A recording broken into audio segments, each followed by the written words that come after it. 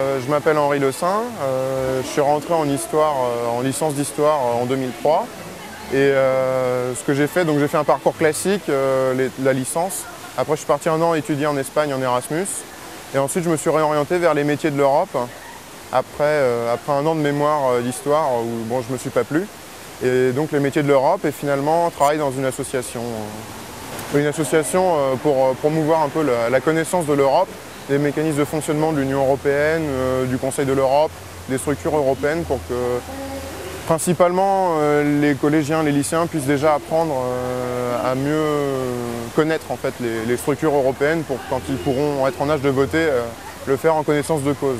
En fait, j'ai terminé mon stage et maintenant, en sortant, j'ai créé une association donc, qui s'appelle Easy Europe. Donc toujours dans cet objectif de favoriser la connaissance de l'Europe par le public. Et je l'ai créé, on travaille en partenariat avec l'association dans laquelle j'étais, qui était la Maison de l'Europe de Paris, mais une association indépendante à côté, qu'on a créée donc avec quelques amis, et dans laquelle je travaille seul principalement. J'étais très loin de m'imaginer, déjà même ne serait-ce que travailler dans une association. Je voulais plutôt travailler dans des secteurs liés à la diplomatie ou aux relations extérieures. Pas du tout en association et finalement je m'y suis retrouvé par hasard. Je me suis dit il y a une offre de stage en sortant du master, je vais essayer. Et il se trouve que je me suis bien plu, que ça m'a donné l'idée de créer justement une petite association. Comme on prépare des formations ou alors des animations selon les âges de notre public, on fait pas mal de travail de synthèse de documents pour simplifier les mécanismes et les réexpliquer au public. Et c'est vrai que la formation en histoire à ce niveau-là, elle sert beaucoup en mode analyse. La capacité d'analyse de texte ou de documents, c'est assez important. Donc je m'en sers presque quotidiennement. Moi, dans les structures dans lesquelles je suis passé, surtout la dernière qui était la Maison de l'Europe, ils essayaient d'avoir, ils faisaient leur recrutement pas forcément en fonction du diplôme, ils essayaient d'avoir quelqu'un qui connaissait l'Europe, parce que c'est le secteur européen, mais pas forcément qui viennent de Sciences Po Paris ou d'un autre Sciences Po, mais plutôt des gens qui au niveau de la personnalité allaient compléter l'équipe. Donc ils étaient de ce point de vue-là, c'était pas tellement le diplôme qu'ils connaissaient, mais plutôt ils évaluaient les connaissances avant de rentrer.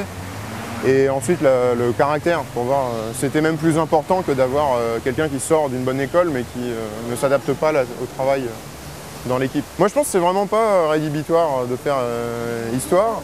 On peut accéder à pas mal de choses qui ne soient pas nécessairement l'enseignement, la recherche, donc l'agrégation ou le CAPES. Mais non, je pense que si on arrive à essayer d'autres choses derrière, il faut peut-être compléter par une petite formation, un autre master un peu plus spécialisé. Mais je pense que ça ouvre des portes. On a l'image que tout le monde est hostile à la formation universitaire. Et c'est vrai que j'ai pas eu énormément d'expérience, mais pour l'expérience que j'en ai eue, c'est exactement l'inverse. Il y a pas mal de gens qui sont assez ouverts sur ça. Donc l'apport de mon séjour en Espagne, c'est vraiment la maîtrise de l'espagnol. Et ça a été assez important, je vois, pour mon recrutement, que ce soit en master métier de l'Europe ou à la Maison de l'Europe derrière. Ça a été un des points importants. Après, bon, c'est question de goût. Moi, j'aimais beaucoup l'Espagne et je parlais déjà assez bien l'espagnol avant. J'avais vraiment envie d'approfondir. Ça m'a permis d'approfondir la connaissance de langue, mais aussi de voir aussi comment on travaille en Espagne, qui est assez différent de la fac à Paris, dans les rythmes de travail ou même la manière de ne serait-ce que faire un examen. Quand j'étais en licence, je ne savais pas trop ce que j'allais faire, parce que mon objectif jusqu'à la licence c'était de partir en Erasmus, et une fois que je l'ai eu fait, je me suis retrouvé sans réel objectif. J'ai essayé la recherche, je me suis rendu compte que ça ne me plaisait pas.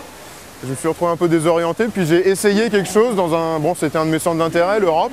Je fais pourquoi pas, j'ai été voir mes professeurs qui m'ont conseillé. Et donc je me suis retrouvé dans ce master. Puis j'ai pris un stage dans un milieu dans lequel je ne voulais pas travailler, l'association. Et finalement ça m'a bien plu, donc je dirais, faut essayer, peut-être pas se laisser porter par les événements, mais il faut être assez ouvert sur les portes qui s'ouvrent et puis voir si ça vous plaît, continuer, et sinon essayer autre chose.